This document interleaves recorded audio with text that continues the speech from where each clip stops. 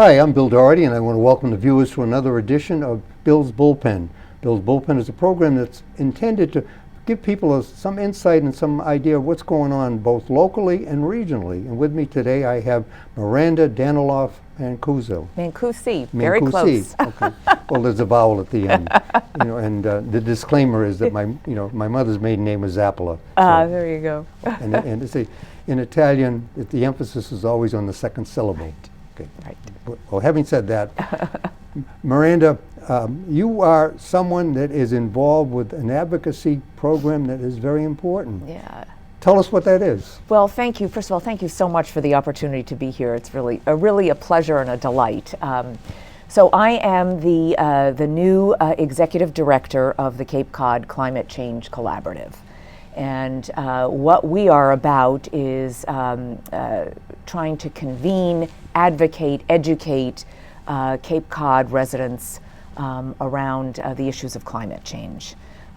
Because climate change, I think everybody knows it's here. And so what we are trying to do is to move the needle for the Cape, activate citizens and others to try to solve problems. This collaborative, how long has it been around? So the collaborative was formed in 2016, right after the Paris Climate Accords. Mm-hmm. And it really was inspired by that, and it was formed by a group of really amazing people on the Cape, civic leaders, business leaders, who built, really, it was an all-volunteer organization to start to try to figure out how to move the needle on issues, climate issues relating to the Cape. And I think the thing that's so extraordinary about this group is the caliber and the level of people who are on the board and who are part of the advisory council, ranging from the scientific institutions in Falmouth. I think Woodwell. they tell you it was Woods Hole. Woods Hole, Woodwell. I mean, they're very particular about that. Yeah, MBL. I mean, there are. Yeah. So many of them are on our advisory council. We have the head of the Regional Transportation Authority. Tommy Cahill. Yeah, he's on our board, our advisory council, and many others. Dorothy Severies, who is the former chair of Cape Cod 5, is our board chair, and is just amazingly wonderful. And Dan Wolf, a former state senator. So really some civic leaders, business leaders, people who really, really care about the community. And they have, for the last 6 years, done this sort of on a volunteer very sophisticated volunteer basis. As I like to say, it is a high-octane executive committee and board. Oh, yeah. High-octane. Mm-hmm. So they've gotten some things done. And since I've known those people longer than you have, I can tell you that they have been doing a lot more than just that, which is which is really a tribute to both their commitment and also the fact that where some of us say we're supposed to be giving back, they have been giving and giving back. Yeah. So okay, so all right, so it's been going for a couple of years. Yeah. You are now, I think, the first paid staff that they've had. That's right, first paid staff, and I think what that really symbolizes and indicates is, the desire of the group to scale up, to grow, to build the infrastructure, to really begin to try to do even more. Now, let's talk a little bit about your vision for this. Well, I think the vision, for the collaborative, really is about moving, advocating, communicating, moving people to action, and where appropriate, weighing into some of the debates. The collaborative, given this incredible board, also has an enormous number of contacts with state, Massachusetts state leaders, and so that's an incredibly important role that the collaborative is playing. But I think the collaborative really is sort of the catalyst, the convener, looking for opportunities where we can help move move the needle. Looking for opportunities where we can build networks of people who want to be engaged, in the issue. And there's a lot of opportunity to be engaged. Well, one of the things the collaborative has done really well is we have two sort of networks. One is the Climate Action Network, and many towns have climate action networks. It's citizens, teachers, regular citizens, plumbers, electricians, whoever cares, caring about the issue, who are who get together to work on particular issues. And I'll give you an example of a real success story that the Falmouth, they're called CANs, climate action networks. The Falmouth CAN was very eager and interested to make sure that the town of Falmouth had a sustainability director. And so they petitioned, they put forward a petition, which they got passed, and then there was another year or so that went by until they could figure out how to get this position funded. And this past September, their very first, the town of Falmouth has its very first sustainability coordinator. And wow. That's a huge success, and that really was a grassroots citizens, activity.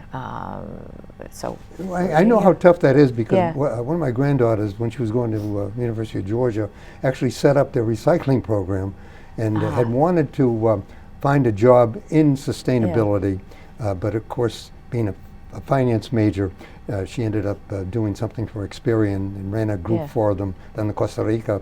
But now she's back. Now she's back, and she when she moved up here with her husband. They were living in Cambridge, my hometown, and then I recently got a Christmas card from them. Now they're in New Hampshire, so I was really surprised, since she had grown up in Atlanta, and then she's come back to the But her main goal, she's looking for something in sustainability. As far as that part of it goes. So I have been briefed on how important sustainability is, which is something that when I was in public life. What is sustainability? And what is sustainability? Well, sustainability, and I am not an expert on sustainability, but sustainability really is sort of the practice of taking a look at how do you make your operations sustainable. Are you procuring sustainable materials, for example, or are you making sure that sustainable issues and processes and procedures and policies are in the work that you do. So it's really having, a sustainability director is really having somebody who's keeping their eye on that ball. Okay, now how does, the laws of physics are immutable, and one of the things that you learn in physics is that energy can neither be created nor destroyed, but changes its state. And one of the things that contributes to that, I would say, to maintaining, let's say, how does iron maintain itself as steel, is by protecting it. And since most of our cars are made out of what I'd call mild steel, and once the paint chips, they tend to dissolve before your very eyes. There's a lot of things that what I'd call that we don't understand really about how we can contribute to climate, to the repression and reduction of greenhouse gases. What can I've always read these macro descriptions of what's going on, but what can an ordinary person do? Yeah, it's such a good question, and so many people have this question. So on before I answer that, I just say, Massachusetts, we're actually in an incredible state, because Massachusetts has been a leader on, this clean energy transition, and they have set, in the governor's office, some very aggressive, net zero targets. But yes, what can an average person do? Well, one thing is you could get involved in one of these climate action networks. There are several towns where citizens are trying to form them. So if there are citizens in Bourne, for example, that wanted to create a climate action network to work on these issues. I mean, that would be a great thing for somebody to do. Then there are other types of things, ranging from the very, very small opportunities to sort of larger opportunities. And one of the things that we are going to be doing with our newsletter, so we have a monthly newsletter. Oh, great. Yeah. How can people get the newsletter? Yes, it will be info@capecodclimate.org. Okay. And you can sign up, or you can go to our website, and we've got little buttons all over to sign up for it. But one of the things we are going to start featuring is exactly that, news you can use. What can you do? What can I do? Is there any kind of a, not a press package, but let's say an information package that has steps as to what you could do if you wanted to form one of these groups? There are many organizations, and we'll be linking to a lot of them, okay. Because we don't want to reinvent the wheel, but we want to get people to the resources, and we want to highlight a few things. But, it could be things as small as, and this is going to sound very minute, but things as small as when you are doing your errands, make sure that you are, you've coordinated them all in sort of left turns or right turns. Right turns. Right, it's right turns, yeah, not left turns. Right. Left turns can be deadly. Yes, so coordinating them on right turns. I mean, that may sound very, very small, but it helps. Composting is another thing that some people are doing, because it turns out that food waste actually does contribute to greenhouse gases. There are other things like have rabbits rather than goats, right. Because rabbits are vegetarians, and their fecal material actually contributes to the, let's say, to the garden, whereas other animals who are like cows, the methane, pigs, who eat everything, their effluent does not contribute. No, that's right. You can do an energy assessment or an energy audit. You can. Well, I certainly would promote that. I think you might. I think, given your work with the Kate Life Compact. And by the way, those are available. And all you have to do is just call them up. Call them up and get an energy assessment. When my husband and I moved to the Cape 10 years ago, that was the first thing I did. And it made a huge difference, not only just in terms of in the winter, keeping the house warm, but the electric bills, it kept the electric bills as we used to say, the only way you can really reduce your electric bill is by using less of it. That's right. Electric heat pumps are another way. Since they finally invented, created one that actually works in this climate. Because in the beginning it was kind of tough. I think what happens is people are innovating and creating, and things that might not work immediately, things get improved. I mean, this is just sort of a continuous improvement. I mean, we're in a transition. I mean, the world is in a huge energy transition. Even as we speak, there is the end of a program that's over in, is it in Kuwait or Saudi Arabia? COP. The COP. And I see a lot of, in reading the Globe and in the New York Times, there's a lot of controversy that's going on and connected with it, which means that, does that interfere with the sense of urgency that we're supposed to have? It's funny. I think the COP meetings are really important to bring sort of a global community together to talk about issues. The UN, anytime you've got that number of of participants in the UN process, can sometimes be on the sort of slower side to getting things done. And there had been some controversy because this COP was hosted in the United Arab Emirates, which is an oil-producing state. But at the last minute, they did. Some of the language that was adopted was, that we are in a transition from fossil fuels in a just and equitable manner. And that's sort of the first time that fossil fuels was alluded to in that way. So we're transitioning. A little trivial fact is that many years ago, the Corps of Engineers, the United States Corps of Engineers, was the general contractor in creating a city in Saudi Arabia.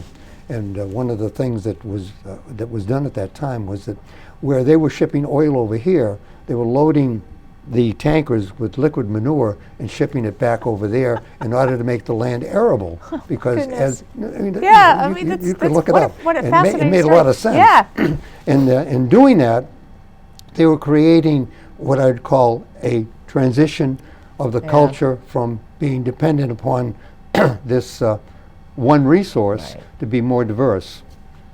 Yeah, that's funny. Yeah, I mean, transitions are hard. Transitions are hard, and this is a big one. This is a big one. Yeah, So- well, like in the change of one's thinking, how do we develop a sense of urgency? Because with this, locally, if you are involved in a political discussion on this, is usually what I would call people who are what we would call informed based upon the last thing that they read in the funny papers, AKA the internet, versus people that let's say have some minimal knowledge of what scientific procedure is. Yeah. And one of the curses that I have, in addition to having a liberal arts education, I was a physics major and worked in that. So it's very difficult for me to, let's say, to gainsay what's going on. The last thing I read about climate change was the effect on Cape Cod. Yeah. Now, what do you perceive as being the immediate and then the long-term threat on Cape Cod? Well, I mean, Cape is just extremely vulnerable to, climate-related hazards, such as sea level rise and coastal erosion. And just recently, we had an interesting, storm, rainstorm here with winds, high winds. I mean, that is, 50. What was the? I think I saw it was like a 60-mile-an-hour wind It was gust, Mashpee. And it's unusual in December to be, number one, warm. It was warm. So that's an effect of, of climate. And in fact, the National Climate Assessment, which is something that happens every 4 years that the U.S. government puts out, just to sort of measure how things are going, just recently came out. And they are one of the things the report showed was that the Northeast now has some of the highest rates of sea level rise. And it's expected that rate is going to continue. So the Cape is really, really vulnerable. So there is a sense of urgency, and you're right. Who has it? The people that know about it, like at NBL and what's the other outfit down there? Let's see. NBL and there's Hui and Woodwell and. Well, in any case, the folks down at the Oceanographic, NOAA, know about this, and the ordinary person who, let's say, does not recycle, does not, just throws everything into one container. Although, in every community, I think on the Cape, they have the two boxes now, and people just have to, put the recyclables in one and put their trash in the other, and you wonder. If we've gone to all that trouble of buying all of these different boxes, and they're not cheap, okay, why don't we recognize that? Yeah, it's one of the things we're trying to do with our newsletter is to show Cape successes, success stories on the Cape. So, for example, the Regional Transportation Authority has just is partnered with a group called Hatch. And they have developed a plan, a 3-year plan to get to all of their vehicles, to net zero emission vehicles, while also improving connectivity, connectivity on transportation routes. And so, that's a real success that they are moving to try to get to net zero vehicles. And there are other things that others are doing on the Cape to highlight that success. So this is the challenge, right? It's the urgency. You don't want to scare people but there is an urgency. You don't want to make it so that it's so overwhelming for people that they don't feel like there isn't anything for them to do to affect change. And that's why these cans are so, are really effective vehicles for people who care about the issue to get involved. One other thing that we're doing, that the collaborative is doing, is we are partnering with the Cape Cod Commission. Cape Cod Commission has done an extraordinary. Of course they have. They're amazing. It's incredible. I want to say it's like a 286-page climate action, for the Cape. Christy Christy Senatorial was like the prime mover on that, and she's done a great job. It's just incredible, and it's visually beautiful. It's easily accessible for the layperson to see. Oh, here are the different types of actions that we can do to adapt, to be resilient, to mitigate. And so one of the things we are doing, we're working on a pilot project with the Chatham Can to try to take some of these recommendations, and there are so many recommendations on a variety of different ones, to tailor it to the town of Chatham. So that the town of Chatham can sort of make that link between that climate action plan and what they can do on the ground. But that's been, a group of citizens who are part of that Chatham Can have decided that's what they want to spend their focus on. And what we're hoping to do is to create a methodology and to create a process by which that is easy and replicable. So if other towns are interested in having some help in making the connection between that climate action plan and what they can do locally. One of the opportunities that the connection to Chatham provides is that Ron Bergstrom is currently a county commissioner, and he used to be a selectman in Chatham. And his wife is part of working on the sterilization of the and the cleanup of the Joint Base Cape Cod. So so you could perhaps escalate this to the whole county by reminding them, hey, listen, your hometown is doing this. How about what are you doing? To help to get the county moving in that direction. And I think what the collaborative really is trying to be is being a convener and connecting people. Connecting people who are doing things like that to say, you should talk to so and so because they have an interest in, and sometimes that happens organically, but sometimes we can help. With our conference, with our Net Zero conference, where we bring everybody together. Not to bring a bad image, but they used to say there's people with a match looking for two people with cigarettes. Well, I guess that's one way to put it. In a different public health era, right? Exactly. A different public health era. So anyway, so we've talked a little bit about the not overwhelming people with a sense of urgency, which reminds me of when I remember doing a unit with middle school kids on showing them slices of lungs that had been infested, with cigarettes, and reading a study that said that when they had that kind of advertising, people ignored it because it was too overwhelming. But when they showed an ad where a father was smoking a cigarette and the kid was imitating him, that was very effective. So the thing is, how do we find that level of, let's say, of getting attention without being overwhelming? And that, by the way, is not something that's easy. It's a very challenging thing, and the good news is that there are organizations and people working on that. And in fact, one of the things we just found,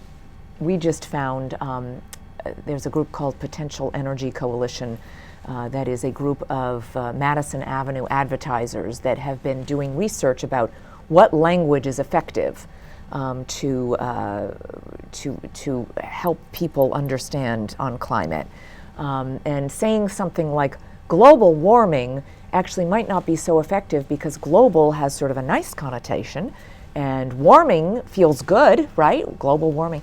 But if you say overheated, extreme overheating, that resonates more with people. So there are definitely organizations that are working on, how do we communicate that in precisely what you say, in a way that is going to resonate with people. As I recall, when I wore a funny green suit and they gave me the psychological warfare operations training, that's exactly what they talked about, because people don't believe the truth unless it sounds reasonable. Right. So how do you put things in reasonable terms so that the people will begin to believe it? And then there's also, how do you identify and create a benchmark that people will say, yeah, I can relate to that. Yeah, or that, we're making progress. I think it's important not to feel so overwhelmed by it, but to see, incremental steps in progress. And, that's definitely part of what we're trying to do, to highlight that progress on the Cape. Well, it did help, thinking of when my granddaughter was in school and she was developing this program down in Georgia. Yeah. She was intimidating the rest of her family about what are they doing. Yeah. They didn't dare not recycle. Yeah. So part of it has to do with how do you inculcate and indoctrinate the children to intimidate their parents into participating. Yeah, well, you know what? They're already there. I hear that. They are already there, and young people are really a driving force. Mm-hmm. I mean, you see the Sunrise Movement, the political advocacy movement, mm-hmm. All young people just pushing, Congress to make this a priority. They're there. Okay, well, believe it or not, we're almost to the end of this. Ah. So this is the time when I ask you, what are the kinds of takeaways that you would want people to have from this kind of a program? Definitely, if you learn about climate, sign up for our newsletter, which you can go to our website, which is www.capecodclimate.org. Simple enough to remember. Yeah, exactly. Sign up for the newsletter. There'll be good information there about what's happening on the state level, local level. But you can do action that is local. Action can be local. If you're interested, the cans are a great way to start. Get affiliated with a can, and then, as I say, we're going to be developing a news you can use or what can I do section. So stay tuned for that. Mm-hmm. That would be wonderful if that's your place to start. Well, I think that's a good place to start, and it's a good place to end. To end the start program. And end. I want to thank Miranda, Daniloff, Mancusi. Yes. For coming and talking about what she's doing, and it's so important that that the folks that have set her up as a paid staff understand that we want to have a focus on this problem. And we want more people to be involved in it. Now, folks, you've now been given an opportunity to actually participate in this by following the invitation that Miranda has given us. And with that, I want to thank the viewers for having taken the time to watch this program to find out more about this very important issue. And hopefully, they will move on and participate. So with that, I want to thank the viewers again for watching. And this has been a production of Born TV.